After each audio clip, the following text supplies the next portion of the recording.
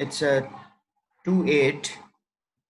So without delaying, uh, about our philosophy, which we are doing since from last week, and today's it's Fatima ma'am's turn, and our guest teacher, Mr. Sekhar Chandra Chettri from SCERT research person is also here to share some of his views on philosophies of different authors. So I welcome him and I welcome all the teachers. So without delaying, I request our Saba ma'am to please continue with your philosophies of Plato's. Yes. Okay, sir. Yeah, ma'am. Please. Should I start, sir? Okay.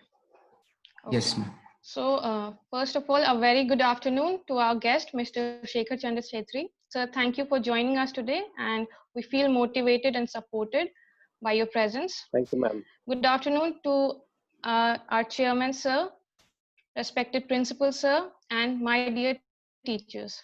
So, today I would like to elaborate on Plato's philosophy on education and how, according to my understanding, we can apply it to our field as teachers.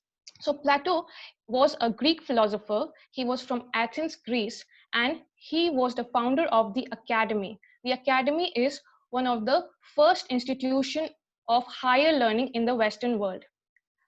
Plato valued education, and he he valued education, and he recognized how education can change a human being.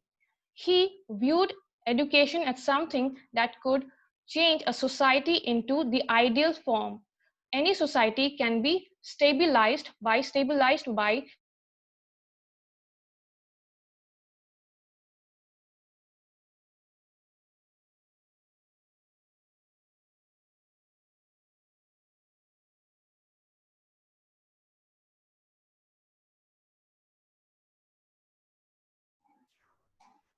There is a network error from her side.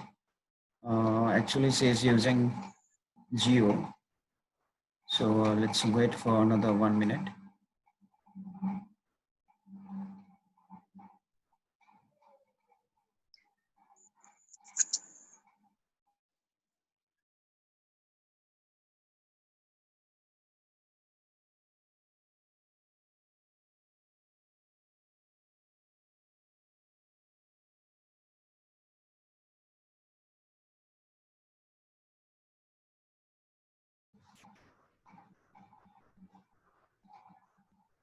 Says disconnected. Again joined. Hello? Yes, Saba ma'am. Yes, sorry, sir. I got disconnected because I was getting, yeah, there was a call, so the hotspot got disconnected. Sorry. Okay. For Plato, then, just memorizing of facts while sitting in a classroom from youth to maturity. It is instead a lifelong process where even adults can be trained and educated.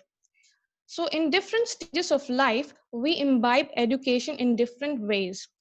During infancy and childhood, where our character is trained through emotions. By adolescence, people can begin to understand logical reasoning and as well as philosophy. Younger adults can start to understand more advanced physical and intellectual concepts and search their own versions of truth. Plato's philosophy of education deals with the necessity of education and what exactly is the result of education on the society. According to Plato, the objective of education is to achieve justice, which is both social justice and individual justice. Social justice is achieved by providing equal opportunities to each and every member of the society. Unless two individuals have been given equal educational opportunity, the measurement of their educational progress cannot be accurately compared. Plato believes that all people can easily exist in harmony when society gives them equal educational opportunity in order that they can compete with each other fairly. Only when social justice is there, social classes can live in a harmonious relationship with each other. While social justice depends on external factors, individual justice depends on how we develop our own abilities to the fullest. Now, justice is obtained when we can distinguish between what is true and what is false, or what is right and what is wrong. This is only possible through knowledge. And this is the principle on which Plato based how the objective of education can be achieved through three stages of development of knowledge. First is the development of one's own job. Second is the development of one's own self. And third is the knowledge of the idea of good. So, in the first stage of development, we need to be very clear about what our actions need to be and how we can prioritize our actions. This means that we have to be aware of what our objectives are and we have to focus on them sincerely. As teachers, we can help students by giving them direct instructions which they need to follow. This is what we normally do when we give them regular tasks which they need to accept without any question. This helps them in becoming responsible, disciplined, punctual, and aware. Thus, in this stage, we learn the skill to achieve our responsibility, to achieve our targets by performing our actions successfully and completing it. Now, in the second stage, we need to develop the knowledge of our own self. This means that we need to be aware of our own potentials, our strengths, our weaknesses. If we know what our strengths are, we can modify it. And if we know our weaknesses, we can work on it. We should be motivated and inspired by our dreams, by our goals, and we should develop our abilities to the fullest. In the same way, for students, we need to help them realize who they are and what do they want to become. This is the stage where children develop their imagination, creativity, and realize their passions and goals in life. They need to be encouraged, inspired, motivated, and praised in this stage. They need to have the freedom to pursue activities which will develop their interpersonal skills and help them create the best version of themselves. Now, the third and the final stage of development of knowledge is the knowledge of the idea of good. Knowledge is of no use if we cannot distinguish between what is true and what is false. Justice cannot be attained if we cannot make decisions whether something is right or wrong. So, at this stage, as teachers, we play an important role in the moral development of the students. The values that we teach them should enhance their character and help them choose honesty in the face of corruption. This is the fundamental step in ensuring that society at large is composed of good citizens and that everyone enhances the quality of society. Only by building strong individuals, a society can be civilized and strong itself. Thus, by working on strengthening all these stages of knowledge, we can alter ourselves and students into the best version possible, as well as we can bring positive changes to the society as positive as it can be. I would like to conclude here with a quote by another Greek philosopher called Aristotle, who was a student of Plato. He said, "Educating the mind without educating the heart is no education at all," which means that we need to nurture both our minds and hearts. Our mind with strong imagination and vision, and our hearts with honest feelings and passion, so that the objective of education is truly fulfilled. I hope these thoughts can influence us and we can incorporate or apply them in our daily lives or into our professions. I believe that teaching is a process of learning. To teach better, we need to keep learning more. So, if we make ourselves the best version we can, only then we can pave a better future for the students. Thank you so much for listening to me.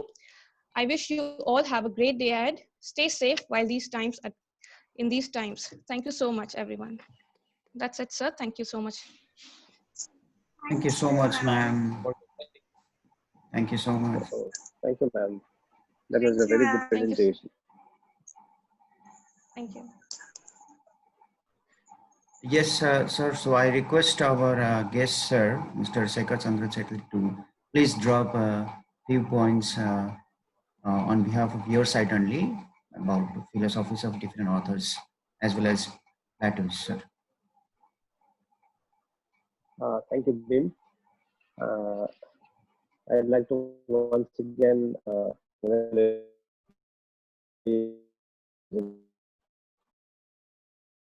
you, and I'd Thanks. like to congratulate the entire St. Thomas School family for embarking on Sir, something excuse me. which Sir, your is voice of is great not that much importance. audible. Oh, can you hear me now? Yes, yes, sir. Yes. Hello, Bim. Yes, sir. Yes, Is sir. it okay now? Yes, sir. Okay. Yeah. Okay. So what I was saying was, am I audible, Bim? Yes, sir. Clearly audible, Hello. sir. Yes, sir. Okay. Okay. So this exercise, which you all have taken up, is really a wonderful exercise in the sense that you are trying to deal with a very profound, a deep subject called philosophy, and you are trying to find the relationship between philosophy and education. Now, all the philosophies are good. The word philosophy itself means the love for wisdom. Actually, it is said that the word philosophy is derived from two words. One is phileo and another is sophia. Phileo means love and sophia means wisdom. So philosophy basically means love for wisdom. Uh, Love for wisdom because nobody knows the ultimate truth. Uh, what is the ultimate truth? We are all in search of that. That is why philosophy is something which will be there as long as human beings are alive. Some say that philosophy is science, some say that philosophy is arts. Uh, so there are mixed feelings. For example, Euclid says that philosophy is science of all sciences, whereas Cicero says that it is mother of all arts. He also says that it is the true medicine of the mind. Alexander the Great, who was actually a warrior, he said that philosophy is nothing but metaphysics. Now, what will come a little later. Uh, Now, if we look at our evolution, the way we have evolved as human beings, then you will find that uh, in ancient times, the philosophy of life was totally different than what it is today. During those times, it was basically to defend self. That is why we had gurukuls, these ashrams where people were taught how to use bows and arrows to defend themselves. Similarly, if you look at the Spartan philosophy of Greece, then you'll find that the basic philosophy of those times was to defend one's territory. It was a military, kind of philosophy. If you look at Nazi philosophy, you'll find that Nazis believed in racial supremacy. Uh, if you look at the philosophy of Gandhi, then we'll find non-violence, truth, simple living, high thinking, and all those kinds of things. Now, why I'm saying this is there's a meaning behind it. So please bear with me for a while. Uh, there are three branches of philosophy. They say one is metaphysics, which Alexander said. Another is epistemology, and the third one is axiology. Now, these words sound very big, but the meanings are very simple. For example, metaphysics deals with what is reality, what is universe, what is the soul, what is the relationship between body and soul, like ma'am was saying, where did we come from, you know. uh, Similarly, epistemology deals with origin and nature of knowledge. For example, it tries to answer some difficult questions like what is truth, what is knowledge, what are doubts, and all those kinds of perennial questions. Similarly, axiology deals with values. What are values? What are principles of life? What is good? What is bad? And all those kind of things. Now, if we look at education, now let us go towards education. Education, they say, is derived from two, three words. For example, educare, which means to nourish, educere, which means to draw out, and educatum, which means to train. Now, if we take all these three words and try to summarize, then education is a conscious, planned, deliberate, continuous effort. It leads towards self-realization. Earlier, education was thought of as a unipolar process where teacher was all in all. Then it was thought of as a bipolar process between the teacher and the taught. And now they say it is a tripolar process because community also plays a very important role. Environment also plays a very important role. Now, there are various definitions of education, one which ma'am just said, given by Aristotle. There are thousands of definitions on education. Similarly, there are various aims of education. Uh, for example, social aims, democratic aims, economic aims, various aims of education. Now, if you look at philosophy and education closely, then we'll find that they are nothing but the two sides of the same coin. Uh, it is also said that education is the dynamic aspect of philosophy. For example, whatever philosophers aspire, education tries to bring them into practice. And because philosophy keeps on changing over, has kept on changing over the years, therefore the way we educate children has also changed over the years. Uh, if we look closely, we'll also find that all great philosophers were actually great educationists also. And all great educationists were also great philosophers. That is why they say that philosophy is the cornerstone of the foundation of education, whereas education is the process of enabling people not merely to live, but to live adequately, to live like human beings. Uh, Someone has rightly said that without philosophy, education would be a blind endeavor, and without education, philosophy would be a cripple. So these are very profound words, you know. Now, uh, there are various theories which have evolved out of different philosophies, but primarily we can talk about three theories based on comparatively contrasting practices. One is called idealism, the other is called naturalism, and the third one is called pragmatism. Now, Plato, which ma'am just talked about, was basically an idealist. Uh, Now, idealism, what is idealism? Let me briefly explain. According to idealists, the main aims of education are: number one is self realization, number two is spiritual development, third one is promotion of cultural heritage, fourth one is cultivation of moral values, and the fifth one is character development.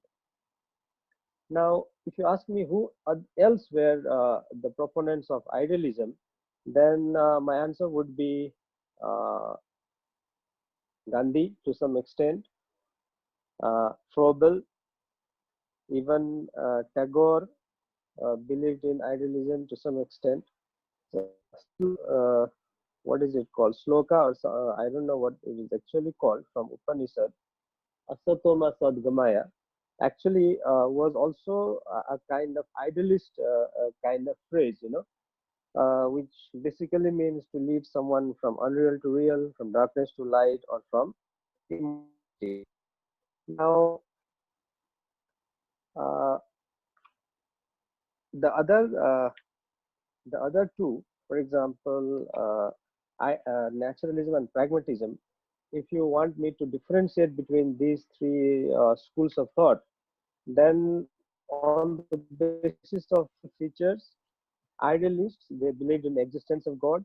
Naturalists, they believed that there is no God, there is no existence of God. And pragmatists, they believed that uh, they had some belief on existence of God. If you look at aims of education, we have already talked about idealists' aim of education. Aims of education for naturalists, what was the aim of education? It was self-expression, autonomous development, and adjustment to the environment. For pragmatists, it was self-sufficiency and adjustment with the present. Similarly, curriculum also. What kind of curriculum idealists thought we should have was uh, they thought that there should be a lot of emphasis on ethics and values and on cultural heritage. Whereas naturalists, they believed that a lot of emphasis should be given on science. Pragmatists, they believed that a lot of emphasis should be given on vocational subjects, utilitarian subjects. If you talk about methods of teaching, then idealists, they believe that lecture method is the best method. Whereas naturalists, they believe that heuristic or discovery or observation method was the best method. Whereas pragmatists, they felt that learning by doing project work is the best method. Now, last but not the least, if you look at the teacher's role, idealists, they believe that uh, teachers should play a very important role in the education of the child. Whereas naturalists, they believe that teachers should have a very limited role. Teachers should just be an observer. Whereas pragmatists, they thought that teachers should be a friend, philosopher, and guide. You know, the teacher's role is just to guide the children. They should learn by themselves. So these were the various differences which actually, uh, if you see closely, have evolved because of the differences in the philosophical thoughts. Uh, I don't want to go into the details of right now on the philosophical thoughts of Western and Indian thinkers because it is again a very broad topic and time is also running out. But this much only I want to say that uh, as uh, teachers, as teacher educators, it is very important for us to understand the philosophies behind the different practices which are carried out in schools, different teaching methods, different kinds of curriculum which we adopt, different teaching methods which we adopt, and so on. Thank you so much. Thank you Thank you so so much, much, sir. sir. Thank you so much, sir. Thank you so much, sir, for your time, and definitely we will invite you in our next session too. For the timing, I request Subhas sir to please drop some points and vote of thanks from your side. Subhas sir. Good afternoon, everyone of my Hello, sir. dear staffs. So first of all, Thank I you, would Jim. like to say a huge thanks to dear Sekhar sir. On the behalf of the St. Thomas Schools, uh, we are always welcoming you, sir, in your precious speech and your time. Today also you gave a No, lot no, of no. regarding your philosophy in the education. So from our side, sir, once again, we are giving huge thanks to you, and we are expecting more and more from your side in near future. Thank you very much. Thank you so much. Yes. I think I should leave the meeting now because you will discuss your internal matters. So thank you once Yes, again. sir. Thank you all. Yeah. Thank you so much, sir, for your time. Thank you so much, sir, for Thank you, Thank sir. you, Thank you, sir. sir, for your time. Thank you so much. yes. Okay. So, okay, you left.